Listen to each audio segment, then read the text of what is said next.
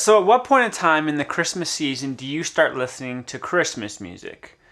Stores start playing it in November, stores start displaying Christmas stuff back in October, worship pastors start listening to Christmas music in September. When do you start listening to Christmas music? Okay, that's not this week's question. Let's jump into Wednesday's Coffee and Conversation.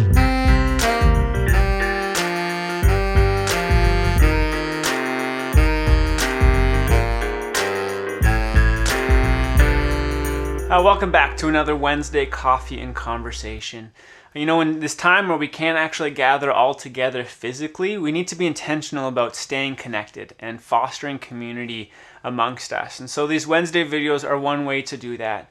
You grab your family, you gather your friends over video or over the phone, and spend some time discussing these questions in community, questions based off of Sunday's message.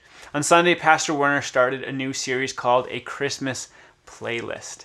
That's why I asked earlier, when do you start listening to Christmas music? We enjoy putting it on when we're baking Christmas cookies or we're decorating the tree. And it's just a way of celebrating this season, listening to our favorite Christmas music. But this series is going to take us through some Christmas songs in the Christmas story. Because we have characters who sing songs to God, who sing songs as part of the narrative, as part of the Christmas story. And so this past Sunday, Pastor Werner kicked the series off looking at the story of Mary and a song of praise. Mary is an incredible person in this story. And the first thing that he stresses about her is that she has humility. She is a person of humble spirit. She declares herself as a servant of God. And so our first question this morning to discuss is, why is humility so important? Why is humility so important? Pastor Werner shared that humility opens up the door to God's favor in our lives.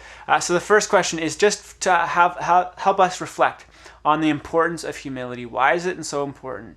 Maybe take some time and look through some Bible passages that speak to humility and the importance for that. So that's question number one. If humility is so important, though, then the next obvious question is, how do we cultivate humility in our lives?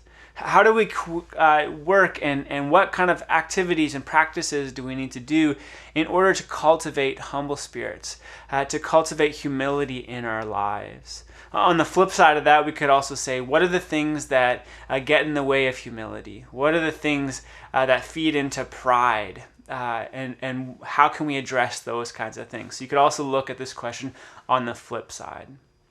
But the last question this morning is this: how can you give praise to God this week? So Pastor Werner spent a lot of time really solidifying this idea that Mary is a humble person. She declares herself as a servant of the Lord, and that we need to do likewise. But in the midst of all of this, Mary opens her mouth and she sings a song of praise to God. Go read through it for yourself in Luke chapter 1. But that was where he ended his message. He said that people of humility, we need to be people who open our mouths and praise God. This Christmas season, we need to have this song of praise on our hearts, on our lips, on our minds at all times. And how much more important is that in a season where it can be very easy to become cynical and to be anxious and to be frustrated and to be tired and stressed? How in the midst of this craziness and the tiredness of this season can we be people who praise God? Can we be people who dedicate ourselves to glorifying and honoring God, of making Him great and exalting and magnifying God? So that's the third question. How can we this week in practical ways, and maybe even each day, how can we be people who praise God, who glorify and honor God, even in the midst of the circumstances that we face? So those are your questions for this week, this week's Wednesday Coffee and Conversation. Take time to discuss them and to foster community and connection with one another. God bless you, church.